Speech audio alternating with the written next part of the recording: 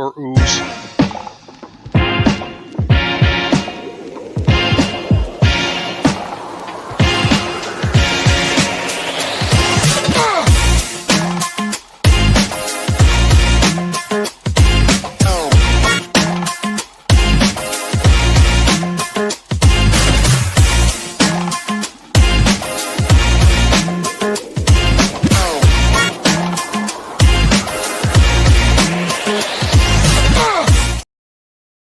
Well, I'm Candid Frank. He's Aaron William Freeland. And I hope your weekend was great, everybody. Hope you enjoyed the sports that happened on the weekend. I know I saw a few things that were very interesting and I'll say tolerable, I guess, or enjoyable. I don't know. One of those things anyway. Aaron, how's your weekend? How did it go?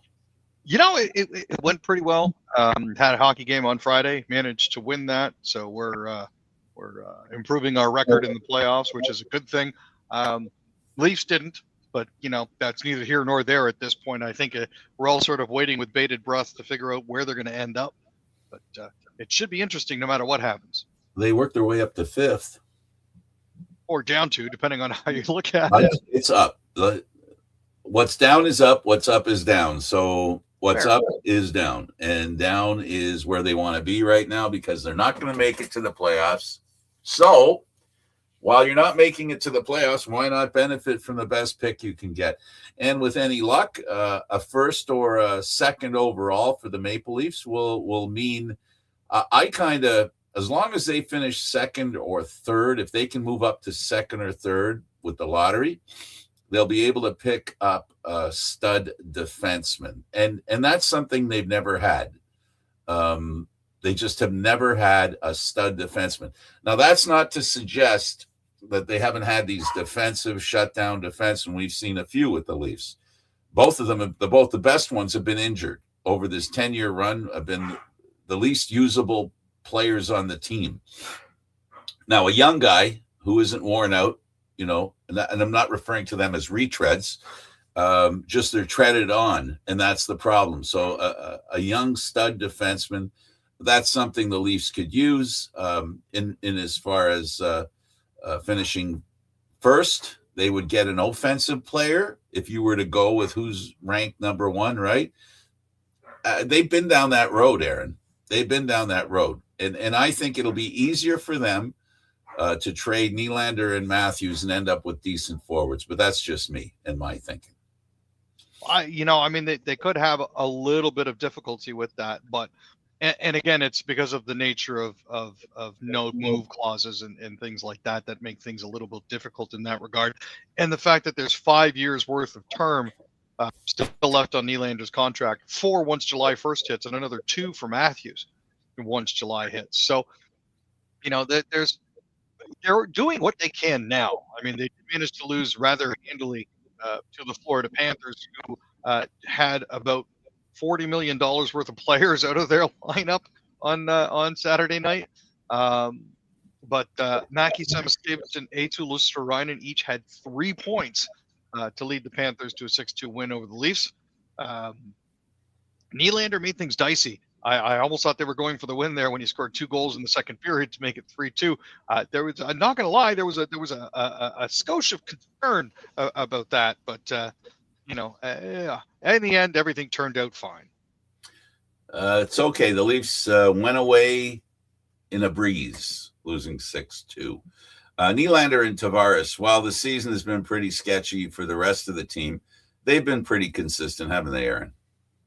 They have been, I think, 2 of the most consistent Leafs, both during the regular and postseason. Tavares is again just around a point a game.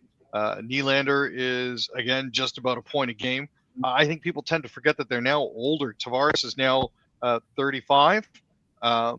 He's definitely getting up there. Nylander is 29. That's the thing that a lot of people seem to forget is, all the hopes that we had for these guys has slowly been ground away as years go by and they don't win, Well, we've been waiting a long time for the core 4 to get older or mature, right? Mature, yeah. Except for Tavares.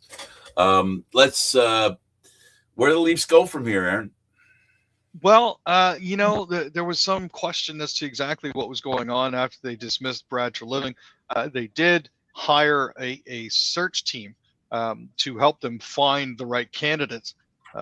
Sonny Mehta is not the only Panthers candidate. However, I believe that there are a couple other individuals that they're looking at in that office. They haven't been specific about who exactly they've talked to, but they have revealed that they've talked to more than one person in Florida. Um, but the goal here is not to hire a general manager and a president. The idea here is to combine the roles to right size them, because we all know Rogers is a huge fan of right sizing things. Um, and I don't necessarily think that's the best idea. They're starting the search, obviously, with the goal of one person, but that doesn't necessarily mean it can't be two if they are eventually shown the light. And I'm hoping that the search team that they've engaged will help them see that they need more than one person. If they have any intention of hiring a president and a general manager, it goes without saying, Aaron, they should hire the president first. Because one thing we know, that when you are working with a guy that you didn't hire, a gal you didn't hire, that's a freebie for you. You can go down the drain with them and then use your first shot you get rid of them, and then you buy yourself a couple more years. No, they've got to hire a president and have him do the GM, because it is a two-role system now, Aaron. I don't think it's logical to have a president, general manager. They're two different responsibilities that require a lot of time.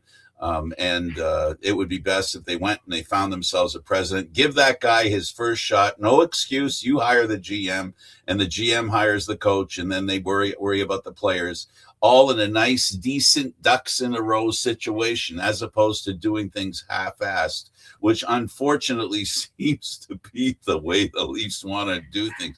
It's almost as if, I don't know if you remember, you might be too young for this, but do you remember the thought that was in the media that the Leafs didn't want to win a cup, because if they won a cup, they would ruin the image they have now, the team that they feel. There is some in upper management with MLSE, previous management, by the way, that felt that if they won, they would lose the mojo that they have, that fans would all of a sudden go, well, okay, they won. That was fun. We get off this plane. I don't understand that thinking, but that was some of the thinking that was going on a while ago. And I don't know if there's any reality there, but it could be interesting. It would definitely be interesting. I don't think that a lot of people would jump off the bandwagon. Speaking personally, I would love to see them win, just so I can see how badly they can screw it up the next year. Let's be honest here. In this day and age in the NHL, with parity being the way that it is in the league, there's no such thing as dynasties really anymore. Even the Panthers got just stomped at 2. The amount of injuries that they've had to deal with, and the amount of turnover, it just doesn't make something like that feasible. And yet, for a team that won the Stanley Cup, they had very little turnover, right? They pretty much brought the band back together. And pretty much the band is still together, just that they're in the infirmary, not on the ice. Yeah, when most of your time is spent in the recovery ward as opposed to on the ice, that's going to be a major problem.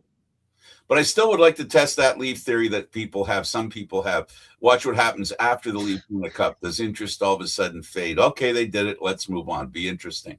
So the path for the Leafs getting the first overall pick, or keeping this year's first round pick, has gotten easier, and a little help from other teams.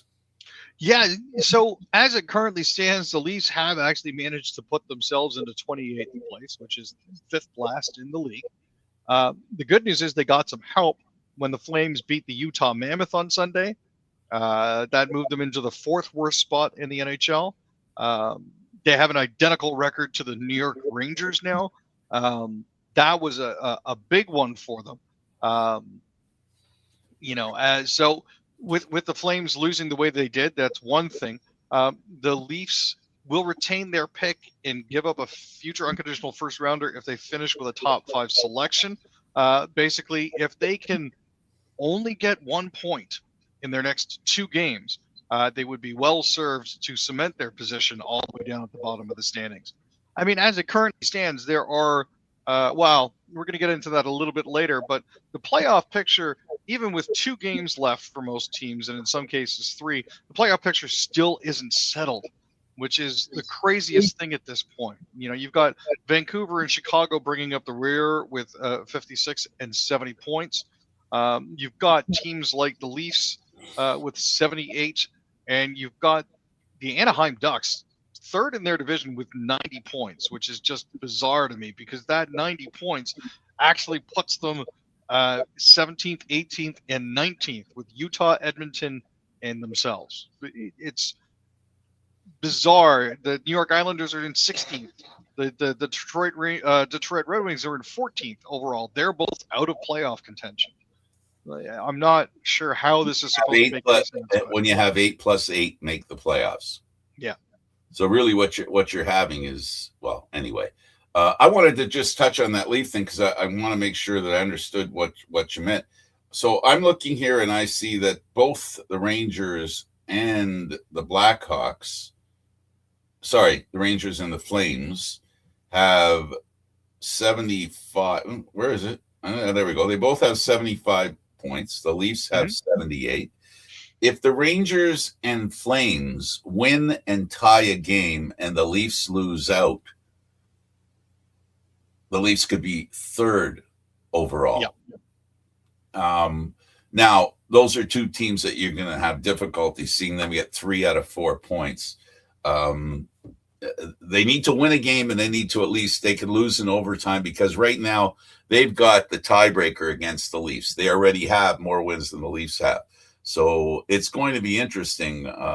If either of those teams could win and tie a game, by tie a game, I mean get a point, the Leafs would be a good position there. They'd be close as third. That would be awesome. Then all they'd have to do, Aaron, is hold on to that pick. And they'd be golden because they'd get one of those defensemen I'm talking about. Now, I'm going to disaster and rage farm here, Frank. I think the leafiest thing that could possibly happen is that the Leafs win. Both, yeah. Well, just one. Just win one in regulation, that's all. You know, and all of a sudden find themselves dropping once the lottery balls go up. So they may find themselves, I mean, potentially, hey, cool. If they find themselves in fourth last, 29th place, or even 30th place, once the lottery balls come out, they could technically drop out of it and still end up in 6th or 7th place. Oh, absolutely. Absolutely. No, that would be the leafiest thing to ever happen. Well, not if you go by what happened with Austin Matthews. You know, they got the first overall pick when Matthews was the big prize. Mind you, they had the biggest odds to get him as well at that point in that time. So it'll be interesting. If I was pulling for anything, like I said, this will be the 3rd time I say it, a stud defenseman would look good. A nice rookie defenseman would look great. And then just not necessarily delete the rebuild, but like I said before, reconstitute, reframe, adjust the lineup, shuffle the deck a little bit, I think, is what's necessary. And I really do think Nylander and Matthews should be on the way out the door. And you have a culture change. You can't change the culture when the 2 top guys you have on the team are part of the culture you want to change. They're just too impactful on the change, the cultural change. All right, let's go to the PWHL and tell me about Phillips. So, Phillips was absolutely sensational. The Ottawa Charge beat the Toronto Scepters 2-0 on Saturday afternoon. It was what felt like a must-win game. Gwyneth actually ended up making 42 saves to record her 2nd shutout of the season. And Brianne Jenner scored the winning goal with 8:39 left in the 3rd as the Charge beat the Scepters. This 3-point victory now moves Ottawa into the 4th and final playoff spot with 36 points, 2 more than the Scepters. The Charge now have 3 games remaining, while Toronto has 4 left. In the other PWHL game on Saturday, Minnesota beat the New York Sirens 3-1 in Minnesota. The Sirens have 31 points with 4 games remaining. With this 3-point system, nobody is ever really out of it. they're still looking at very, very close standings. So, this is something we definitely want to keep an eye on. For a team that made the playoffs 2 years in a row and ended up bowing out to the eventual champions 2 years in a row, I'd like to see better from the Scepters. But this is where we're at. So, fingers crossed. Well, they had a big injury last year. We'll see if they can remain healthy when the games really count. Speaking of injuries, we can talk about the Jays in that regard, and Springer on the IL. Broken toe. Yeah, he fouled one off his foot in the third inning. It did not look pretty. He's now out at least 4 weeks. Ernie Clement has replaced Springer as a Blue Jays leadoff hitter. As it was, he wasn't really helping the Jays this season. He was hitting 189, which doesn't really help them. They need runs at this point, and they're quite frankly, they're not getting it. Valenzuela has been a nice surprise for them behind the plate, replacing the beleaguered Tyler Heineman. But we need more runs out of this team, and unfortunately, they're not getting them. Another Jay that's seen a bit of a brutal decline after a shoulder injury has been Dalton Varsho. The season's still young. They're only 16, 17 games in. But he's been having issues ever since he hurt his shoulder, had the season-ending surgery. He went through the rotator cuff surgery late in the 2024 campaign. But he's had a bit of a defensive regression so far, and he hasn't been as visible at the plate as he has been. Yeah, the Mets are dealing with a former Jay with injury carryover problems. The one thing about if the Jays had traded him to the Mets, they could have looked at the doctor reports first and made a decision about signing him. But because they decided to get him as a free agent, Bichette didn't have to show him his physical status. And this might be a problem that the Mets may just realize right now. They got a guy who isn't over being injured just yet. Yeah, he missed most of September last season with a PCL sprain. He played a little bit of second base as well as DH'd for them. But, after a 2 for 22 start, it's been a little bit better. But he really can't run that well. Now, the Mets have him on third base, so he doesn't really have to move all that much as it is anyways. They more signed him for his bat. But when you've got knee issues, that affects the mechanics of your swing. It also affects how rapidly you can get around the bases. And at some points, it does look like he has been laboring. So it's something to keep an eye on. And unfortunately, they won't be able to return him because there was no receipt, because there was no trade. This was they got him out of the bargain bin. Yeah, pretty much. No returns. So the Jays released a left-handed pitcher, then signed him again 3 days later. What the heck's going on there? I know they're short on pitching. But they are desperately short on pitching. Unfortunately, when they put Josh Fleming in over the weekend series, he did not play well. So they optioned him to AAA Buffalo, and as he's allowed to, once he cleared waivers, he elected free agency. Nobody wanted to sign him as a free agent. So the Jays said, well, come on back. We'll re-sign you. So, he's back with the Jays now, but he's on a minor league deal. Both he and Austin Voth cleared waivers and elected free agency. No word on where Voth is going to end up, but as it currently stands, Fleming is back. He did play well in his recent outing in Buffalo. So, there's some hope for his redemption there. Absolutely. Look, the Raptors played a game against the Nets, a game they needed to win to ensure that they finished as high as they can. They've done that. They're playing the Cavaliers in the first round. Now they've got a throwaway game. Tell us about their situation, Barnes and company. So, Barnes had his third triple-double of the season, then the ninth of his career. The final score was ugly. It was 136 to 101. The Raptors are now they've now basically got a throwaway game before they have to go into their series against the Cavaliers. The Raptors beat the Cavaliers in the season series 3-0, so there is at least some hope there for it. It's going to be interesting to say the least. This is one of those situations where, sure, they won during the regular season, but it's not a guarantee that performance is going to be repeatable come the playoffs. So, waiting with a little bit of bated breath here to see what happens. But at least they've been at least they look like they've been rounding back into form. Absolutely. The Raptors, there's a statement from Feffy.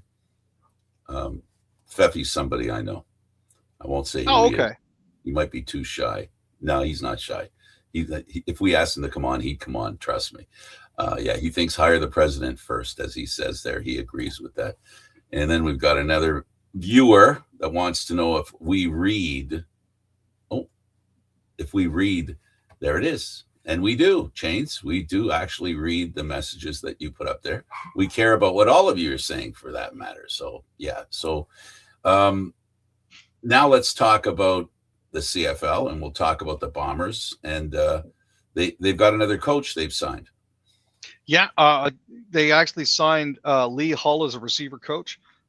He played with the Bombers from 90 to 92, caught a touchdown in the 1990 Grey Cup Championship.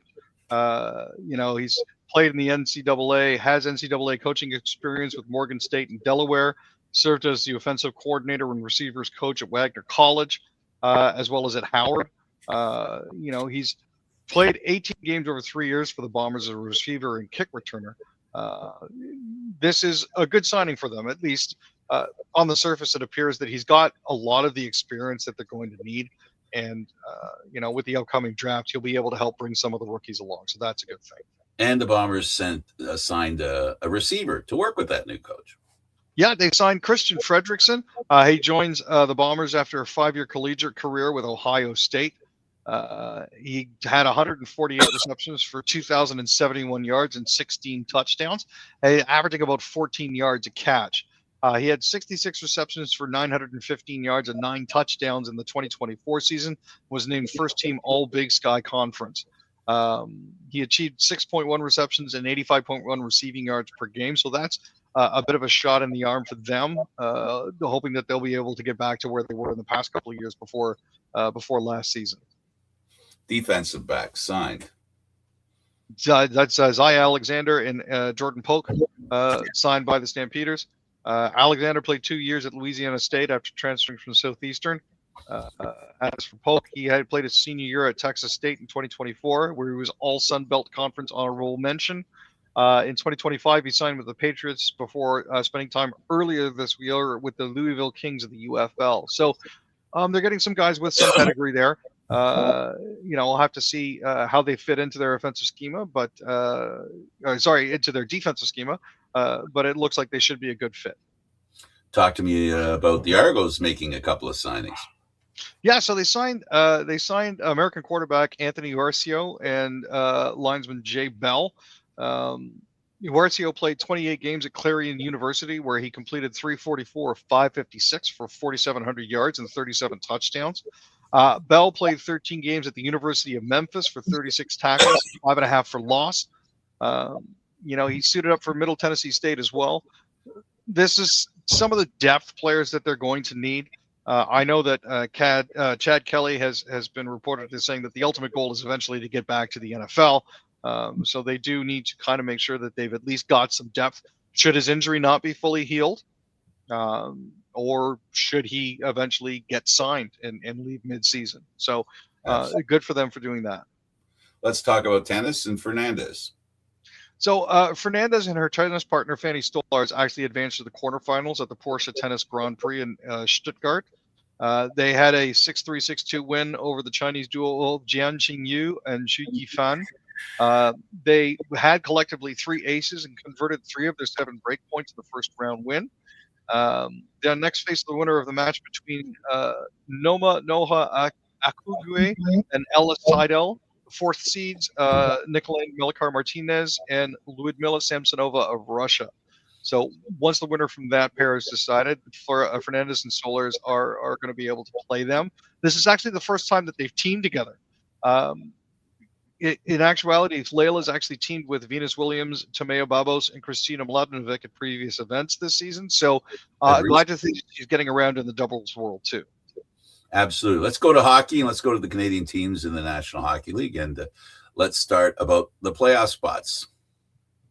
Yeah, I mentioned this a little bit earlier. Half of the playoff spots have yet to be determined. The Philadelphia Flyers are in 3rd place in the Metropolitan. They still haven't managed to clinch a spot. The Bruins and Sens are locked in for the first 2 wildcard spots, but the remaining spot is still being fought over between the Capitals and the Blue Jackets and the Flyers. All of those teams with 1 or 2 games left, respectively, are still within striking distance of each other. That's in the East. In the West and the Pacific, the Ducks still haven't clinched. The Kings find themselves in the second wildcard spot. They're still being chased, though, by the Preds, the Jets, and the Sharks. So everything is still up in the air with 2 or 3 games left in the season left for each team. So it's interesting how this all falls out.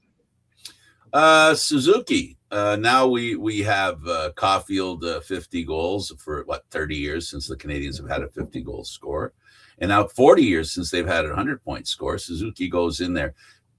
This guy was a project, someone they saw with the ability to be a real good leader. And I mean, who would have thought that he would have been this good a scorer as well? No, this is something that comes a little bit out of the blue for them. He was one of the younger captains ever. He's 26. As it stands, he's only the 5th Canadian to join the 100-point club. The other members are, get this, Guy Lafleur, Peter Mahovlich, Steve Shutt, and Mats Naslund. Naslund was the last to do it with 110 points in 85-86, so it has been a while. Now, the Habs are bound for a second straight year in the playoffs and are in a race for first in the Atlantic with the regular season coming to an end. They entered Sunday night's game with 104 points, 2 behind the Sabres for first in the division. There is a very real chance at this point that they could potentially take it. Buffalo's been absolutely fantastic and a real eye-opener, but they're currently both tied with 106 points. Buffalo, however, has a game in hand. Absolutely. Let's talk about the shorthanded Sens. Yeah, they unfortunately dropped a 4-3 loss to the Devils. Now, they'd already punched their ticket to the playoffs. Fabian Zetterlund, Shane Pinto, and Michael Amadio scored for the Sens. Nico Hischier scored on the power play at 3:18 of overtime to secure the victory. The Senators, meanwhile, sat Kachuk, Stützle, Sanderson, and Shabbat. Both of the Blue Liners returned recently from shoulder injuries and a broken arm, respectively, so they can use the rest. Kachuk is still feeling the effects, apparently, of a hit he took against the Owls on Saturday, but says he'll be ready for the playoffs. This is an interesting situation for sure, and they're closing their season against the Maple Leafs on Wednesday, so that is going to be an interesting game. Very interesting. Just a little bit about Suzuki, and this is where when I talked about the Maple Leafs and overpaying their players, what's his salary, Aaron? You want me to help you with that? His salary cap is $7.85 million at 100 points. He is the highest paid player on the Montreal Canadiens. And he's locked in until 2030. Yeah, 29-30. Yeah. And this is them living the world that I was talking about. And nobody gets paid more than him. And believe me when I say that, it has a lot to do with nobody gets paid more than our captain. This is what the Bruins did way back when, and this is what Montreal's doing. They'll have to pay these guys a little more as time moves on. But by the time they pay them more, there'll be more to pay them with. That's the beauty of the situation for them. They predicted well. He's a key player, 100 points. You can't ask more than that. Let's talk about the Jets and Couturier. So speaking of Winnipeg and Blue Bombers, they managed to lose by a touchdown and the extra point to the Flyers. Sean Couturier had 2 goals and assists, and Noah Cates had a shorthanded goal and 2 assists. Porter Martone, Matvei Michkov, Travis Sanheim, and Nick Seeler also scored for the Flyers, who have won 4 of their last 5 games. Hayden Fleury scored for the Jets. They came into the game with a 3-game winning streak and victories in 5 of the last 6 games to keep their playoffs hope alive. But dang, that loss really hurts. It's frustrating, man, because there's so much potential there for the Jets. But it puts a little more distance between them and the Leafs, so we at least have the confidence of knowing that we're not going to finish in front of them. So that's a good thing as well. The further down the standings we can get at this point, the happier I'm going to be. At least for this year. Yeah. At least for this year. Let's talk about the Flames and Braden Bichelle. So, yeah. this is one of those things where the results over the weekend weren't necessarily exactly what we wanted. The Flames managed to lose to 4-1 to the Kraken, but then Brendan Pichel had 3 points as the Flames beat the Mammoth the next night 4-1. He had his first goal of the season and 2 assists. Matt Coronado, Connor Zary, and Michael Backlund also scored for Calgary, who are 7-0-1 in their last 8 games at home. Lawson Krause scored for Utah, which holds the first wild card spot in the Western with a 3-point lead on the LA Kings, who have a game in hand. So there is still the possibility there for Toronto to reap the benefits of the Scott Laughton trade. The Kings are on the threshold of making the playoffs, so it's something to hope for at least. Let's talk about the Oilers. Now, the Oilers actually managed to clinch a postseason berth, but not in the way that you would expect.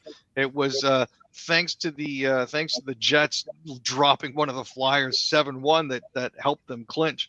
They actually lost 1-0 to the LA Kings earlier in the day and fell 1 point back at Vegas for the Pacific Division lead after the Golden Knights beat the Avalanche in overtime. Meanwhile, the Anaheim Ducks are 1 point back of Edmonton with a game in hand. But because Winnipeg is nearing elimination, being 5 points behind the Kings, that basically means that Edmonton falls into that playoff spot rather nicely. Let's talk about the Canucks. Bright lights at the end of the season. The Vancouver Canucks picked up back-to-back wins for the first time in 2026.